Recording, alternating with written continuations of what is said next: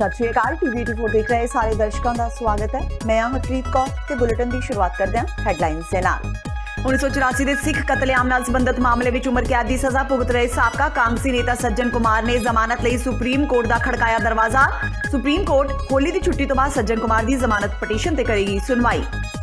श्रोमणी अकाली दल के प्रधान सुखबीर सिंह बादल की अगवाई में अकाली भाजपा के एक वफद ने पंजाब के राज्यपाल वीपी सिंह बदनौर नाल कीती मुलाकात। हरियाणा एसजीपीसी का मुद्दा राज्यपाल अगे चुक्या, कहा किसी नूं भी एसजीपीसी नूं तोड़न की इजाजत नहीं दी जाएगी। तृप्त रजिंदर सिंह बाजवा की अगवाई में सिख आगुआं के एक वफद ने श्री अकाल तख्त साहिब के जथेदार ज्ञानी हरप्रीत सिंह नाल कीती मुलाकात। कहा सीधे कीर्तन प्रसारण लई पीटीसी टीवी चैनल की इजारेदारी खत्म करने लई श्रोमणी गुरुद्वारा प्रबंधक कमेटी नूं देण लोड़ींदे हुकम।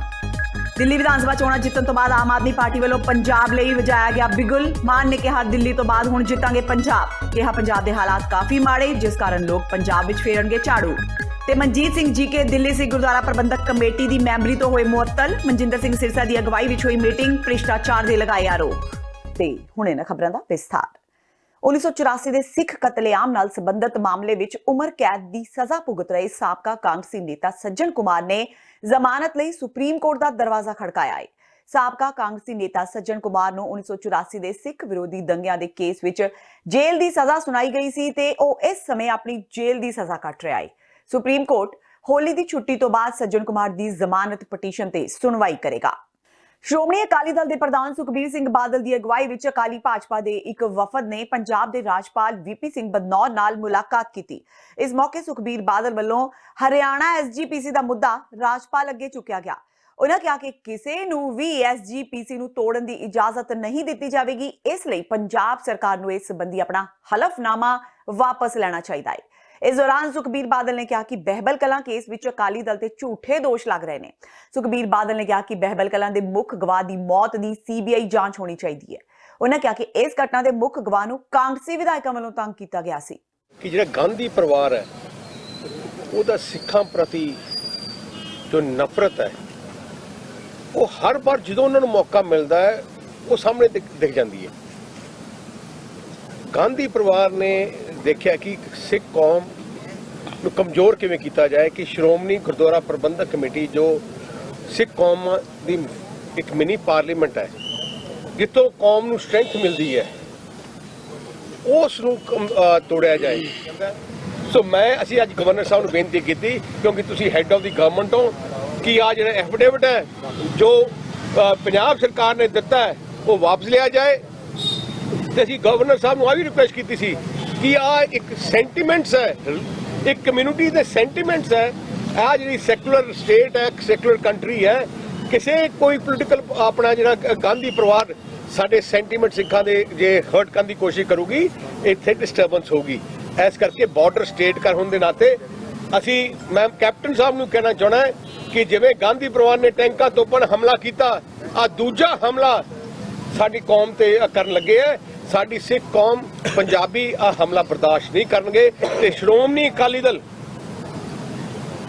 लगातार लड़ाई लड़ूगी अखीर तक लड़ूगी। किसी हालत श्रोमणी गुरुद्वारा प्रबंधक कमेटी नूं तोड़न दी इजाजत नहीं देगी। सानूं कुछ भी सैक्रीफाइस करना पे असीं करांगे। जस्टिस रंजीत सिंह ने कहा सी बहबल कलां दे साबका सरपंच सुरजीत सिंह मेन गवाह है ओनली गवाह है इनू पूरी प्रोटेक्शन देनी चाहिए है। असीं गवर्नर साहब ने कहा कि आ जिहड़ा बड़ा पंजाब दी बहुत बड़ा मेजर इशू है बहबल कलां दा सेंटीमेंट जुड़े है लोग इंसाफ चाहते हैं देखना चाहते हैं कि दोषियों को सजा मिले थे। सजा देने की बजाय पंजाब सरकार मुख्यमंत्री कैप्टन अमरिंदर सिंह दोषियों को बचाउण लगे है अपने MLA ते मंत्रियों राही सर किया। इस करके अज गवर्नर साहब ने असीं अपील की है कि इमीजिएटली अपने ऑफिस यूज करके गुरप्रीत कानगढ़ ते गुरप्रीत कानगढ़ तो सरकार चो डिसमिस किया जाए तो दोनों गुरप्रीत कानगढ़ ते किकी ढिल्लों ते केस रजिस्टर किया जाए। पंजाब के पेंडू विकास ते पंचायत मंत्री तृप्त रजिंदर सिंह बाजवा की अगवाई विच सिख आगुआं दे एक वफद ने अज श्री अकाल तख्त साहिब के जथेदार ज्ञानी हरप्रीत सिंह तो मंग की है कि वो श्री दरबार साहिब तो किए जाते सीधे कीर्तन प्रसारण उत्तों पीटीसी टीवी चैनल की इजारेदारी खत्म करने लई श्रोमणी गुरुद्वारा प्रबंधक कमेटी नूं लोड़ींदे हुकम देण।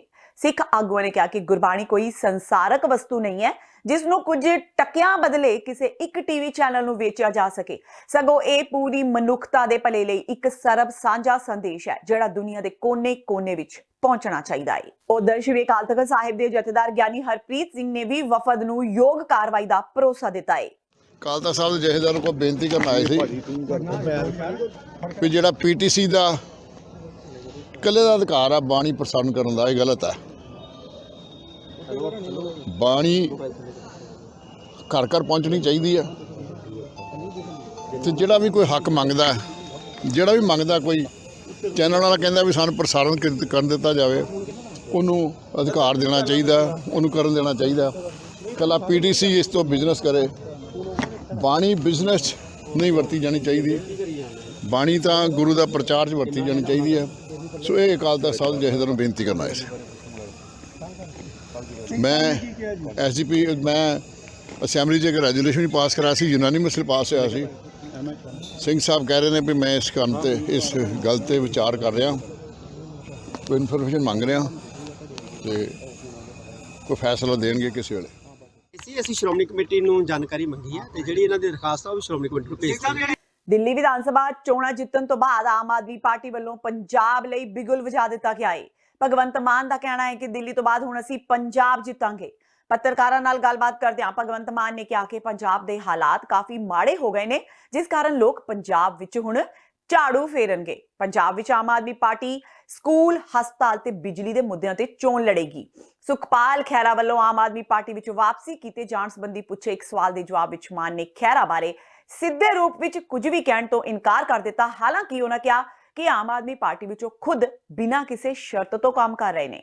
ਤੇ ਪੰਜਾਬ ਦੇਸ਼ ਦਾ ਹਿੱਸਾ ਹੈ, ਕਿਉਂਕਿ ਦਿੱਲੀ ਨੇ ਮੈਸੇਜ ਦਿੱਤਾ, ਕਿਉਂਕਿ ਦਿੱਲੀ ਦੇ ਵਿੱਚ ਬੀਜੇਪੀ ਨੇ ਨਾਰਾ ਦਿੱਤਾ ਸੀ ਦੇਸ਼ ਬਦਲਾ ਅਬ ਦਿੱਲੀ ਬਦਲੋ। ਇਹਦਾ ਮਤਲਬ ਦਿੱਲੀ ਨੂੰ ਦੇਸ਼ ਦਾ ਹਿੱਸਾ ਨਹੀਂ ਮੰਨਦੇ ਤੇ ਅਸੀਂ ਕਿਹਾ ਦਿੱਲੀ ਦੇਸ਼ ਕੋ ਬਦਲੇਗੀ, ਦਿੱਲੀ ਦੇਸ਼ ਕੋ ਬਦਲੇਗੀ। ਹੁਣ ਧਰਮ ਦੀ ਜਾਂ ਕੋਈ ਨਫ਼ਰਤ ਦੀ ਜਾਂ ਕੋਈ ਇਸ ਤਰ੍ਹਾਂ ਦੀ ਜਿਹੜੀ ਪੋਲਰਾਈਜੇਸ਼ਨ ਵਾਲੀ ਰਾਜਨੀਤੀ ਕਰੂਗਾ, ਲੋਕ ਉਹਨੂੰ ਪਸੰਦ ਨਹੀਂ ਕਰਦੇ। ਇੱਕ ਤੁਹਾਡਾ ਪੁਰਾਣਾ ਆੜੀ ਕਹਿ ਰਿਹਾ ਕਿ ਮੈਂ ਵਾਪਸ ਆਉਣ ਨੂੰ ਸੁਖਪਾਲ ਖਹਿਰਾ ਤਿਆਰ ਹੈ, ਪਰ ਮੇਰੀਆਂ ਕੁਝ ਸ਼ਰਤਾਂ ਨੇ, ਮੰਨੋਗੇ ਸ਼ਰਤਾਂ? ਜਿਨ੍ਹਾਂ ਦੀਆਂ ਜ਼ਮਾਨਤਾਂ ਜ਼ਬਤ ਹੋ ਗਈਆਂ ਉਹ ਸ਼ਰਤਾਂ ਕਿਉਂ ਰੱਖ ਰਹੇ ਨੇ? ਸੋ ਸੰਗਠਨ ਵੱਡਾ ਹੁੰਦਾ, ਵਿਅਕਤੀ ਵੱਡਾ ਨਹੀਂ ਹੁੰਦਾ। ਇਹ ਗੱਲ ਸਾਬਤ ਹੋ ਗਈ ਦਿੱਲੀ ਦੇ ਵਿੱਚ। ਕੱਲ੍ਹ ਨੂੰ ਮੈਂ ਕਹਾਂ ਕਿ ਮੈਂ ਭਗਵੰਤ ਮਾਨ ਹਾਂ ਅਤੇ ਮੈਂ ਅਲੱਗ ਹੋ ਜਾਂ ਪਾਰਟੀ ਤੋਂ, ਤਾਂ ਮੈਂ ਨਹੀਂ ਵੱਡਾ ਹੈਗਾ, ਸੰਗਠਨ ਵੱਡਾ ਹੈ। ਇਹ ਗੱਲ ਸਾਬਤ ਹੋ ਗਈ ਕਿ ਸੰਗਠਨ ਵੱਡਾ ਹੈ, ਵਿਅਕਤੀ ਵੱਡਾ ਨਹੀਂ ਹੁੰਦਾ। ਸੋ ਟੀਮ ਹੈ ਨਾ, ਸਿਪਾਹੀ ਆ ਅਰਵਿੰਦ ਕੇਜਰੀਵਾਲ ਦੇ, ਜਿਹੜੇ ਮੋਰਚੇ ਤੇ ਵੀ ਡਿਊਟੀ ਲਾਉਣਗੇ ਉਸ ਮੋਰਚੇ ਤੇ ਕੰਮ ਕਰਾਂਗੇ। ਇਸ ਤੋਂ ਪਹਿਲਾਂ ਸੁਖਪਾਲ ਸਿੰਘ ਖਹਿਰਾ ਨੇ ਕਿਹਾ ਸੀ ਕਿ ਦਿੱਲੀ ਤੇ ਪੰਜਾਬ ਦੀ ਸਿਆਸਤ ਵਿੱਚ ਬਹੁਤ ਫਰਕ ਹੈ। ਜਦੋਂ ਪੰਜਾਬ ਦੀਆਂ ਚੋਣਾਂ ਹੋਣਗੀਆਂ ਉਦੋਂ ਮੁੱਦੇ ਵੀ ਵੱਖਰੇ ਹੋਣਗੇ। ਉਸ ਵੇਲੇ ਜਦੋਂ ਵੀ ਕੋਈ ਸਾਂਝਾ ਫਰੰਟ ਬਣੇਗਾ ਤੇ ਜੇ ਉਸ ਵਿੱਚ ਆਮ ਆਦਮੀ ਪਾਰਟੀ ਵੀ ਸ਼ਾਮਿਲ ਹੁੰਦੀ ਹੈ ਤਾਂ ਉਹ ਉਸ ਫਰੰਟ ਵਿੱਚ ਸ਼ਾਮਿਲ ਹੋਣ ਤੋਂ ਇਨਕਾਰ ਨਹੀਂ ਕਰਨਗੇ। ਉਂਝ ਆਮ ਆਦਮੀ ਪਾਰਟੀ ਦੀ ਕੇਂਦਰੀ ਲੀਡਰਸ਼ਿਪ ਤੇ ਵਿਸ਼ਵਾਸ ਕਰਨਾ ਕਦੇ ਵੀ ਸਹੀ ਨਹੀਂ ਹੋਵੇਗਾ। ਨਾਲ ਹੀ ਉਹਨਾਂ ਇਹ ਵੀ ਕਿਹਾ ਕਿ ਆਮ ਆਦਮੀ ਪਾਰਟੀ ਨੇ ਦਿੱਲੀ ਦੇ ਲੋਕਾਂ ਅਨੁਸਾਰ ਚੰਗਾ ਕੰਮ ਕੀਤਾ ਹੋਵੇਗਾ ਤਾਂ ਹੀ ਉਹਨਾਂ ਦੀ ਦਿੱਲੀ ਤੇ ਜਿੱਤ ਹੋਈ ਹੈ, ਪਰ ਪੰਜਾਬ ਵਿੱਚ ਆਮ ਆਦਮੀ ਪਾਰਟੀ ਆਪਣਾ ਪੂਰਾ ਸੱਚ ਦਿਖਾਉਣ ਵਿੱਚ ਸਫਲ ਨਹੀਂ ਹੋਈ। ਮੈਂ ਪੋਲਿਟਿਕਸ ਵਿੱਚ ਕੋਈ ਕਮਾਈ ਕਰਨ ਲਈ ਥੋੜ੍ਹਾ ਆਇਆ। ਮੈਂ ਆਪਣੇ ਮਾਣ ਸਤਿਕਾਰ ਵਾਸਤੇ, ਜੇ ਅਸੀਂ ਸੂਬੇ ਦੇ ਹਿੱਤ ਦੀ ਗੱਲ ਕਰਦੇ ਤਾਂ in return I also want self respect. I do not want to be humiliated again and again, you know. Therefore ਹਲੇ ਕੋਈ ਇਦਾਂ ਦੀ ਗੱਲ ਕਿਸੇ ਨਾਲ ਨਹੀਂ ਚੱਲੀ। ਅਸੀਂ ਸਭ ਤੋਂ ਪਹਿਲੀ ਤਰਜੀਹ ਸਾਡੀ ਇੱਜ਼ਤ ਦੀ ਆ, ਸਾਡੇ ਸੂਬੇ ਦੇ ਇਸ਼ੂਜ਼ ਦੀ ਆ, ਸਾਡੇ ਆਮ ਜਨਤਾ ਦੇ ਲੋਕਾਂ ਦੇ ਪੱਖ ਦੇ ਮਸਲਿਆਂ ਦੀ ਆ। ਸੋ ਅਗਰ ਕੋਈ ਗੱਲ ਉਹ ਹੱਥ ਵਧਾਉਣਗੇ, ਆਪਣਾ ਰਵੱਈਆ ਬਦਲਣਗੇ, ਅਸੀਂ ਆਪਣੇ ਕੁਲੀਗਸ ਦੇ ਨਾਲ ਬੈਠ ਕੇ ਡਿਸਕਸ ਕਰ ਲਾਂਗੇ। ਅੱਜ ਦੀ ਡੇਟ ਵਿੱਚ ਕੋਈ ਇਸ ਤਰ੍ਹਾਂ ਦੀ ਗੱਲ ਨਹੀਂ ਹੈਗੀ। ਹਾਂ, ਪਰ ਮੈਂ ਹਮੇਸ਼ਾ, ਅੱਜ ਦਾ ਨਹੀਂ, ਅਸੀਂ ਤਾਂ ਬਹੁਤ ਦੇਰ ਤੋਂ ਲੱਗੇ ਹੋਏ ਹਾਂ ਕਿ ਅਸੀਂ ਡਾਕਟਰ ਗਾਂਧੀ ਵਰਗੇ ਅੱਛੇ ਲੋਕ, ਜਿਹੜੇ ਛੋਟੇਪੁਰ ਹੁਣੀ ਹੋ ਗਏ ਜਾਂ ਬੈਂਸ ਬ੍ਰਦਰਜ਼ ਆ, ਜਾਂ ਜਿਹੜੇ ਲੋਕ ਪੰਜਾਬ ਲਈ ਲੜਦੇ ਭਿੜਦੇ ਨੇ, ਉਹਨਾਂ ਨੂੰ ਇੱਕ ਮੰਚ ਤੇ ਇਕੱਠੇ ਕਰਨ ਦੀ ਕੋਸ਼ਿਸ਼ ਤਾਂ ਅਸੀਂ ਅਰਸੇ ਤੋਂ ਕਰਦੇ ਹਾਂ। ਜਦੋਂ ਲੋਕ ਸਭਾ ਦੇ ਵਿੱਚ ਵੀ ਅਸੀਂ ਪੰਜਾਬ ਡੈਮੋਕ੍ਰੈਟਿਕ ਅਲਾਇੰਸ ਬਣਾਇਆ ਸੀ, ਮੈਂ ਤਾਂ ਆਮ ਆਦਮੀ ਪਾਰਟੀ ਨੂੰ ਵੀ ਸੱਦਾ ਦਿੱਤਾ ਸੀ ਕਿ ਭਾਵੇਂ ਸਾਡੇ ਲੱਖ ਡਿਫਰੈਂਸਿਸ ਨੇ, ਆਓ ਆਪਾਂ ਲੋਕ ਸਭਾ ਇੱਕ ਪਲੇਟਫਾਰਮ ਤੇ ਇਕੱਠੇ ਹੋ ਕੇ ਲੜ ਲਈਏ। ਲੇਕਿਨ ਉਹਨਾਂ ਨੇ ਇਹਦਾ ਮਤਲਬ ਹੋਰ ਤਰ੍ਹਾਂ ਦਾ ਕੱਢ ਲਿਆ। ਥੋੜ੍ਹਾ ਜਿਹਾ ਮੈਂ ਕਿਤੇ ਨਾ ਕਿਤੇ ਦੇਖਦਾ ਕਿ ਉਹ ਨਫ਼ਰਤ ਦੀ ਭਾਵਨਾ ਨਾਲ ਜ਼ਿਆਦਾ ਕੰਮ ਕਰਦੇ ਨੇ, ਯੂ ਨੋ। ਠੀਕ ਆ, ਜਦੋਂ ਸਾਡਾ ਆਪਸ ਤਕਰਾਰ ਹੋਇਆ, ਕੜੱਤਨ ਵਧੀ ਆ, ਅਸੀਂ ਇੱਕ ਦੂਜੇ ਨੂੰ ਕਈ ਇਸ ਤਰ੍ਹਾਂ ਦੇ ਸ਼ਬਦ ਕਹੇ, ਜੇ ਮੈਂ ਵੀ ਕਹੇ ਤੇ ਦੂਜੇ ਪਾਸੇ ਉਹਨਾਂ ਲੋਕਾਂ ਨੇ ਵੀ ਬਹੁਤ ਕੁਛ ਗਲਤ ਮਲਤ, ਕਈ ਤਰ੍ਹਾਂ ਦੇ ਬੇਬੁਨਿਆਦ ਇਲਜ਼ਾਮ ਕਿ ਜੀ RSS ਦੇ ਏਜੰਟ ਆ, ਇਹ ਪਤਾ ਨਹੀਂ ਕਿੰਨੇ 100 ਕਰੋੜ ਰੁਪਇਆ ਖਾ ਕੇ ਲੈ ਗਏ। ਸੋ ਇਹ ਗੱਲਾਂ ਚੱਲਦੀਆਂ ਰਹਿੰਦੀਆਂ, ਲੇਕਿਨ ਪੰਜਾਬ ਦੇ ਵਡੇਰੇ ਹਿੱਤਾਂ ਲਈ ਅਗਰ ਕਿਸੇ ਦਿਨ ਸਾਰੀਆਂ ਲਾਈਕ ਮਾਈਂਡਡ ਧਿਰਾਂ ਇਕੱਠੀਆਂ ਹੁੰਦੀਆਂ ਨੇ ਤਾਂ ਮੈਂ ਇਸ ਦਾ ਮੁੱਦਈ ਹਾਂ, ਮੈਂ ਇਹਦੇ ਖਿਲਾਫ ਨਹੀਂਗਾ। ਸਾਬਕਾ member parliament doctor Dharamvir Gandhi ਨੇ ਦਿੱਲੀ ਦੇ ਤੀਜੀ ਵਾਰ ਮੁੱਖ ਮੰਤਰੀ ਬਣਨ ਤੇ ਅਰਵਿੰਦ ਕੇਜਰੀਵਾਲ ਨੂੰ ਵਧਾਈ ਦਿੰਦਿਆਂ ਕਿਹਾ ਕਿ ਦਿੱਲੀ ਦੇ ਲੋਕਾਂ ਨੇ ਵੰਡ ਪਾਊ ਰਾਜਨੀਤੀ ਨੂੰ ਦਰਕਿਨਾਰ ਕੀਤਾ ਹੈ। ਇਸ ਤੋਂ ਇਲਾਵਾ ਉਹਨਾਂ ਇਹ ਵੀ ਕਿਹਾ ਕਿ ਕੇਜਰੀਵਾਲ ਉਸ ਦਾ ਦੁਸ਼ਮਣ ਨਹੀਂ ਹੈ, ਸਗੋਂ ਉਹ ਇੱਕ ਆਗੂ ਹੈ। ਪੰਜਾਬ ਵਿੱਚ ਜੇ ਚੋਣਾਂ ਦੌਰਾਨ ਆਮ ਆਦਮੀ ਪਾਰਟੀ ਨਾਲ ਇਕੱਠੇ ਹੋਣ ਦੀ ਗੱਲ ਚੱਲਦੀ ਹੈ ਤਾਂ ਉਹ ਆਪਣੇ ਮੁੱਦਿਆਂ ਅਨੁਸਾਰ ਆਮ ਆਦਮੀ ਪਾਰਟੀ ਨਾਲ ਸਮਝੌਤਾ ਕਰ ਸਕਦੇ ਨੇ। ਪੰਜਾਬ ਦੇ ਮੁੱਦਿਆਂ ਤੇ ਸਹਿਮਤੀ ਰੱਖਣ ਨਾਲ ਹੀ ਸਮਝੌਤਾ ਹੋ ਸਕਦਾ ਹੈ, ਪਰ ਪੰਜਾਬ ਦੇ ਮੁੱਦੇ ਦਿੱਲੀ ਨਾਲ ਕਦੇ ਵੀ ਨਹੀਂ ਮਿਲ ਸਕਦੇ। ਦੇਖੋ, ਦਿੱਲੀ 'ਚ ਆਮ ਆਦਮੀ ਪਾਰਟੀ ਦੀ ਦੁਬਾਰਾ ਇਹ ਵਾਪਸੀ ਹੋਈ ਹੈਗੀ ਹੈ। ਇਹ ਅੱਜ ਦੇ ਸਿਆਸੀ ਮਾਹੌਲ ਵਿੱਚ ਇਹ ਬਹੁਤ ਹੀ ਸ਼ੁਭ ਲੱਛਣ ਹੈਗਾ। ਇਸ ਦਾ ਸਾਫ਼ ਮਤਲਬ ਹੈ ਕਿ ਲੋਕਾਂ ਨੇ ਭਾਰਤੀ ਜਨਤਾ ਪਾਰਟੀ ਦੀ ਜੋ 6 ਸਾਲ ਦੀ ਸਿਆਸਤ ਹੈਗੀ ਹੈ, ਜੋ ਉਹਦੇ ਏਜੰਡੇ ਹੈਗੇ ਆ ਦੇਸ਼ ਨੂੰ ਫਿਰਕੂ ਲੀਹਾਂ ਦੇ ਵੰਡਣ ਦਾ, ਫਿਰਕੂ ਕਤਾਰਬੰਦੀ ਕਰਨ ਦਾ, ਯਾਨੀ ਕਿ ਪੋਲਰਾਈਜੇਸ਼ਨ ਕਰਨ ਦਾ, ਮਤਲਬ ਉਹ ਜਿਹੜਾ ਏਜੰਡਾ ਹੈਗਾ ਹੈ ਉਹਨੂੰ ਫੇਲ ਕੀਤਾ ਹੈਗਾ, ਉਹਨੂੰ ਨਾਮਨਜ਼ੂਰ ਕੀਤਾ ਹੈਗਾ ਔਰ ਬੀਜੇਪੀ ਨੂੰ ਰੱਦ ਕਰਕੇ ਲੋਕਾਂ ਨੇ ਅਸਲ ਬੀਜੇਪੀ ਦੀ ਸਿਆਸਤ ਨੂੰ ਰੱਦ ਕੀਤਾ ਹੈਗਾ।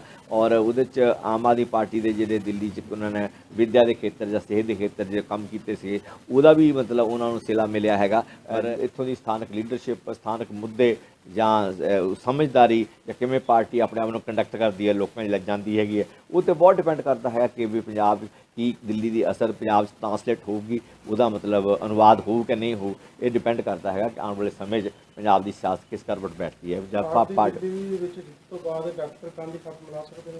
ਨਹੀਂ, ਹੱਥ ਮਿਲਾਉਣ ਤਾਂ ਗੱਲ ਹੋਰ ਹੈ ਨਾ। ਉਹ ਤਾਂ ਦੇਸ਼ ਦੇ ਵਡੇਰੇ ਹਿੱਤਾਂ ਵਿੱਚ ਜਾਂ ਮਨੁੱਖਤਾ ਦੇ ਵਡੇਰੇ ਹਿੱਤਾਂ ਵਿੱਚ ਭਾਰਤ ਦੀ ਜੋ ਰਾਜਨੀਤੀ ਜੋ ਇੱਕ ਫਿਰਕੂ ਕਤਾਰਬੰਦੀ ਹੋ ਰਹੀ ਹੈ, ਉਹਨੂੰ ਦੇਖਦਿਆਂ ਹੋਇਆਂ ਮੈਂ ਤਾਂ ਮਤਲਬ ਹਰ ਉਸ ਬੂਹਾ ਖੜਕਾਉਣ ਨੂੰ ਤਿਆਰ ਹੈਗਾ ਜਿਹੜਾ ਧਰਮ ਨਿਰਪੱਖ ਹੈਗਾ, ਜਮਹੂਰੀਅਤ ਪਸੰਦ ਹੈਗਾ ਹੈ।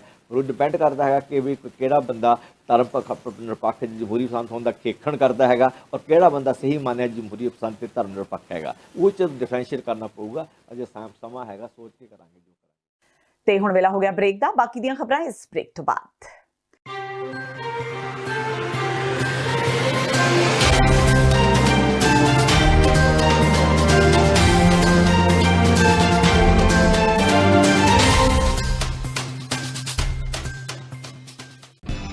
ਕਦੋਂ ਤੱਕ, ਹਾਂ ਕਦੋਂ ਤੱਕ ਅਸੀਂ ਭਾਰਤ ਅਤੇ ਦੁਨੀਆ ਭਰ ਦੇ ਵਿੱਚ ਵਸਦੇ ਸਿੱਖਾਂ ਦੇ ਮਸਲਿਆਂ ਤੇ ਭਾਰਤੀ ਚੈਨਲਾਂ ਦਾ ਝੂਠਾ ਪ੍ਰੋਪੇਗੈਂਡਾ ਬਰਦਾਸ਼ਤ ਕਰਦੇ ਰਹਾਂਗੇ। ਆਓ ਮੇਰੇ ਨਾਲ ਜੁੜੋ ਪ੍ਰੋਗਰਾਮ ਗੁਫ਼ਤਗੂ ਵਿੱਚ। ਸਿੱਖ ਨਜ਼ਰੀਏ ਤੋਂ ਰੋਜ਼ਾਨਾ ਵਾਪਰ ਰਹੀਆਂ ਘਟਨਾਵਾਂ ਦਾ ਵਿਸ਼ਲੇਸ਼ਣ ਕਰੀਏ। ਲਾਈਵ ਕਾਲਸ ਅਤੇ ਈਮੇਲਸ ਰਾਹੀਂ ਇਸ ਪ੍ਰੋਗਰਾਮ ਦਾ ਹਿੱਸਾ ਬਣੋ। ਮੰਡੇ ਟੂ ਫਰਾਈਡੇ ਰਾਤ 9:30 ਵਜੇ ਸਿਰਫ TV 84 ਤੇ।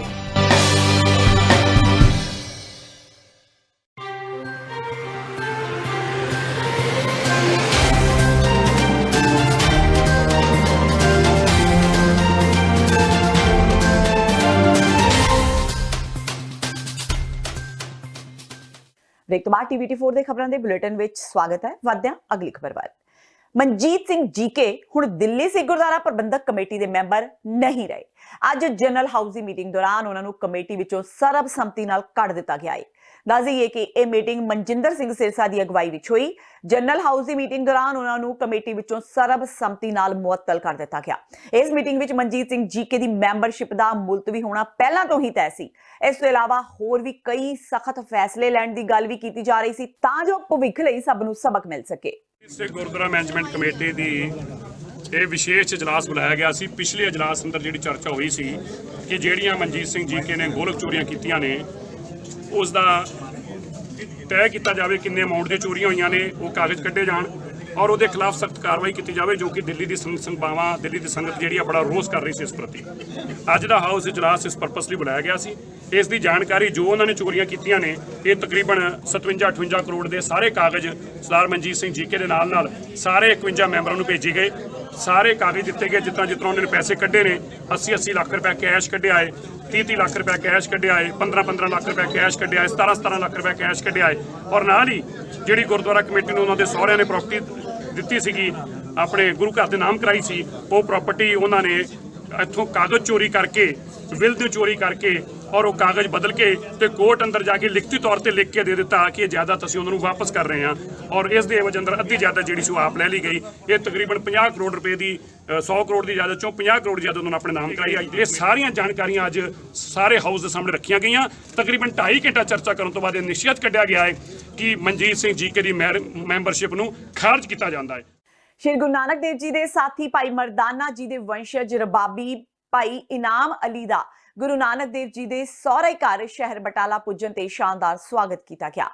ਭਾਈ ਇਨਾਮ ਅਲੀ ਗੁਆਂਢੀ ਮੁਲਕ ਪਾਕਿਸਤਾਨ ਦੇ ਨਾਗਰਿਕ ਨੇ ਤੇ ਉੱਥੇ ਉਹ ਸ਼੍ਰੀ ਗੁਰੂ ਰਾਮਦਾਸ ਜੀ ਦੇ ਲਾਹੌਰ ਸਥਿਤ ਗੁਰਦੁਆਰਾ ਸਾਹਿਬ ਵਿੱਚ ਪਾਕਿਸਤਾਨ ਵਿੱਚ ਬਤੌਰ ਹਜ਼ੂਰੀ ਰਾਗੀ ਸੇਵਾਵਾਂ ਨਿਭਾ ਰਹੇ ਨੇ। ਭਾਈ ਇਨਾਮ ਅਲੀ ਵਾਗਾ ਸਰਹੱਦ ਅੰਮ੍ਰਿਤਸਰ ਦੇ ਰਸਤੇ ਭਾਰਤ ਪੁੱਜੇ ਤੇ ਅਗਲੇ 15 ਦਿਨਾਂ ਤੱਕ ਭਾਰਤ ਵਿੱਚ ਹੀ ਰਹਿ ਕੇ ਵੱਖ-ਵੱਖ ਧਾਰਮਿਕ ਸਮਾਗਮਾਂ ਵਿੱਚ ਭਾਗ ਲੈਣਗੇ ਤੇ 28 ਫਰਵਰੀ ਨੂੰ ਵਾਪਸ ਪਾਕਿਸਤਾਨ ਪਰਤ ਜਾਣਗੇ। ਇੱਥੇ ਆਣਾ ਆਪਣੀ ਖੁਸ਼ਬਖਤੀ ਸਮਝਣਾ ਮੈਂ ਜੀ ਕਿ ਜਿੱਥੇ ਗੁਰੂ ਨਾਨਕ ਜੀ ਦੇ ਚਰਨ ਲੱਗੇ, ਜਿਹੜਾ ਸਹੁਰਾ ਪਿੰਡ ਹੋਇਆ, ਉੱਥੇ ਆਉਣਾ ਦੀ ਬੜੇ ਵੱਡੇ ਭਾਗਾਂ ਦੀ ਗੱਲ ਹੈ ਤੇ ਇਸ ਤੋਂ ਅੱਗੇ मैं यही अर्ज करांगा कि गुरु रामदास जी महाराज की कृपा हुई इस जगह ते आने का शर्फ हासिल आए हो। किस तरह का उधर के लोगों का इधर के लोगों का किस तरह प्यार? बहुत सोहना लग रहा है जी, बड़ा प्यारा लग रहा है, बहुत वधिया लग रहा है वीर जी। सारे लोग प्यार कर रहे हैं, मुहब्बत कर रहे हैं। धन धन मैं धन्नवादी हाँ इन्होंने लोगों का, बहुत मुहब्बत कर रहे हैं, बहुत मेहरबानी इन्हों की। गुरु महाराज की कृपा के नाल सारे प्यार कर रहे हैं। केंद्र सरकार ने बिना सब्सिडी वाले गैस सिलेंडर की कीमत 144 रुपए ਵਧਾ ਦਿੱਤੀ ਹੈ, ਜਿਸ ਦੇ ਨਾਲ ਆਮ ਲੋਕਾਂ ਦਾ ਬਜਟ ਹਿਲ ਗਿਆ ਹੈ। ਕੇਂਦਰ ਦੇ ਇਸ ਫੈਸਲੇ ਵਿਰੁੱਧ ਅੱਜ ਕਾਂਗਰਸ ਨੇ ਸੜਕਾਂ ਤੇ ਉਤਰ ਪ੍ਰਦਰਸ਼ਨ ਕੀਤਾ। ਜਲੰਧਰ ਵਿੱਚ ਕਾਂਗਰਸੀ ਆਗੂ ਜਸਲੀਨ ਕੌਰ ਨੇ ਕਿਹਾ ਕਿ ਰਸੋਈ ਵਿੱਚ ਰੋਜ਼ਾਨਾ ਇਸਤੇਮਾਲ ਹੋਣ ਵਾਲੀਆਂ ਚੀਜ਼ਾਂ ਦੇ ਮੁੱਲ ਪਹਿਲਾਂ ਹੀ ਅਸਮਾਨ ਛੂ ਰਹੇ ਨੇ ਤੇ ਹੁਣ ਕੇਂਦਰ ਸਰਕਾਰ ਨੇ ਰਸੋਈ ਗੈਸ ਦਾ ਮੁੱਲ 150 ਰੁਪਏ ਦੇ ਕਰੀਬ ਵਧਾ ਦਿੱਤਾ ਹੈ, ਜਿਸ ਦੇ ਨਾਲ ਉਹਨਾਂ ਦੀ ਰਸੋਈ ਦਾ ਬਜਟ ਪੂਰੀ ਤਰ੍ਹਾਂ ਵਿਗੜ ਗਿਆ ਹੈ। ਉਹਨਾਂ ਮੋਦੀ ਸਰਕਾਰ ਤੋਂ ਮੰਗ ਕਰਦਿਆਂ ਕਿਹਾ ਕਿ ਸਰਕਾਰ ਨੂੰ ਗੈਸ ਸਿਲੰਡਰ ਦੇ ਭਾਅ ਘਟਾਉਣੇ ਚਾਹੀਦੇ ਨੇ। ਕੁਝ ਦਿਨ ਪਹਿਲਾਂ ਮੋਦੀ ਸਾਹਿਬ ਨੇ 150 ਰੁਪਇਆ ਇੱਕੋ ਵਾਰੀ ਸਿਲੰਡਰ ਦੀ ਜਿਹੜੇ ਬਿਨਾਂ ਸਬਸਿਡੀ ਵਾਲੇ ਸਿਲੰਡਰ ਰੇਟ ਵਧਾ ਕੇ ਸਾਡੇ ਸਾਰੇ ਦੇਸ਼ਵਾਸੀ ਦੀ ਮਹਿਲਾਵਾਂ ਤੇ ਅਤਿਆਚਾਰ ਕੀਤਾ ਹੈ। ਅੱਗੇ ਹੀ ਅਸੀਂ ਮਹਿੰਗਾਈ ਦੀ ਮਾਰ ਇੰਨੀ ਕੁ ਚੱਲਦੇ ਪਏ ਹਾਂ, ਕਦੀ ਪਿਆਜ਼ਾਂ ਦੇ ਰੇਟ, ਕਦੀ ਦਾਲਾਂ ਦੇ ਤੇ ਕਦੀ ਸਬਜ਼ੀਆਂ ਦੇ, ਜਿਹੜੇ ਕਿ ਸਾਡੇ ਹੱਥੋਂ ਬਾਹਰ ਹੁੰਦੇ ਜਾਂਦੇ ਸੀ, ਪਰ ਹੁਣ ਉਹਨੇ ਡਬਲ ਮਾਰ ਮਾਰਤੀ ਹੈ ਸਿਲੰਡਰ 150 ਰੁਪਏ ਕੀਮਤ ਵਧਾ ਕੇ।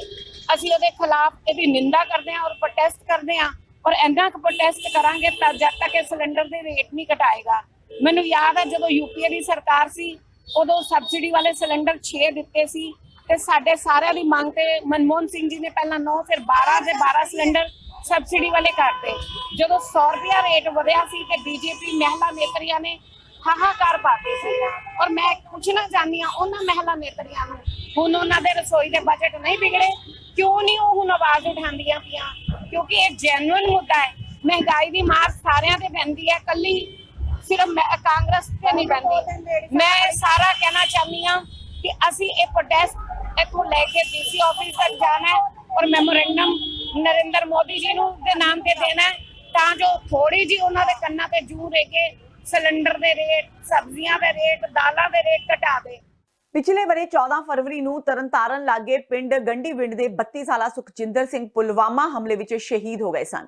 ਉਹ ਸੀਆਰਪੀਐਫ ਦੇ ਉਹਨਾਂ 42 ਸ਼ਹੀਦ ਜਵਾਨਾਂ ਵਿੱਚ ਸ਼ਾਮਿਲ ਸਨ ਜਿਨ੍ਹਾਂ ਤੇ ਕਸ਼ਮੀਰ ਦੇ ਪੁਲਵਾਮਾ ਵਿੱਚ ਆਤਮਘਾਤੀ ਅੱਤਵਾਦੀ ਹਮਲਾ ਹੋਇਆ ਸੀ।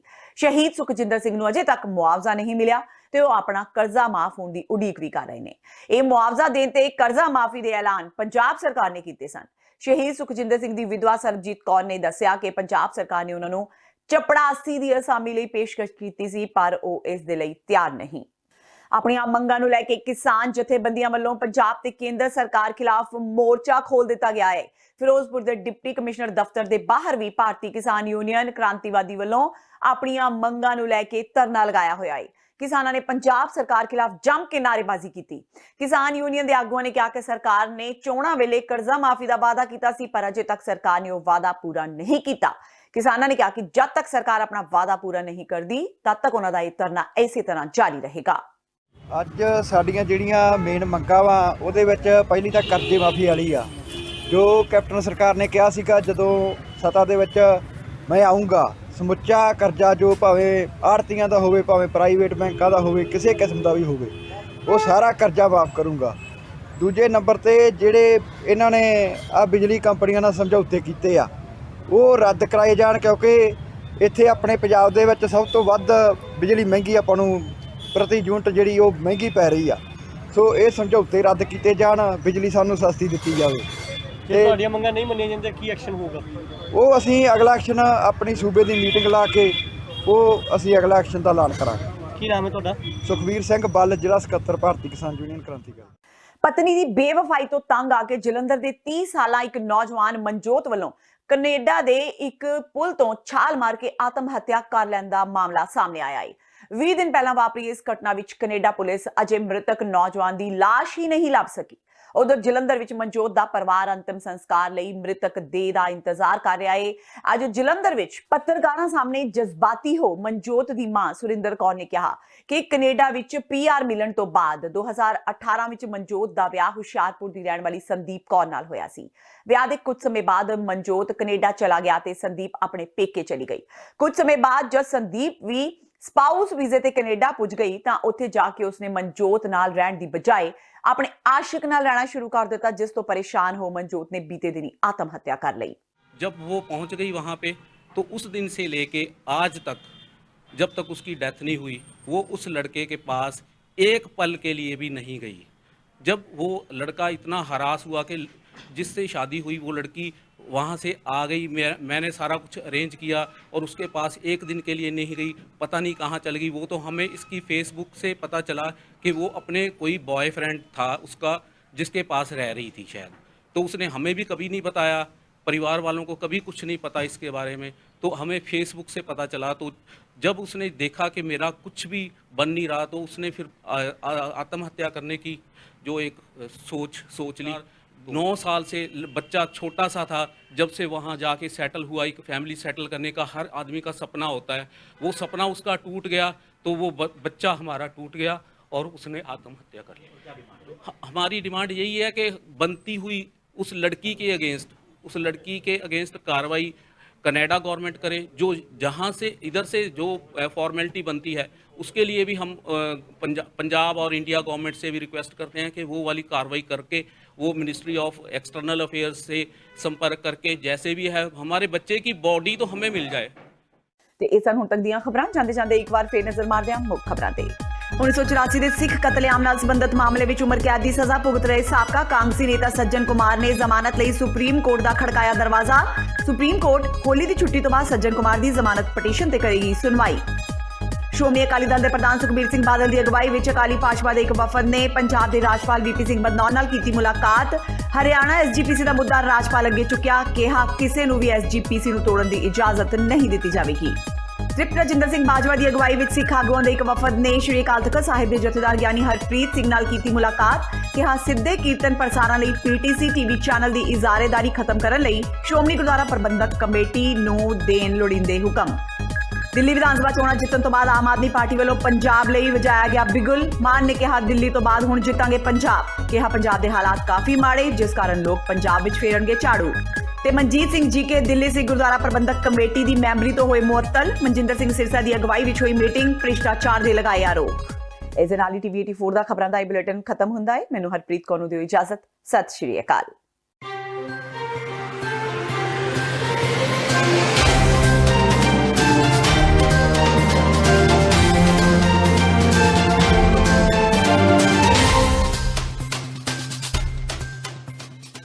ਕੀ ਤੁਸੀਂ ਆਪਣੇ ਟੈਕਸਿਸ ਨੂੰ ਲੈ ਕੇ ਚਿੰਤਤ ਹੋ?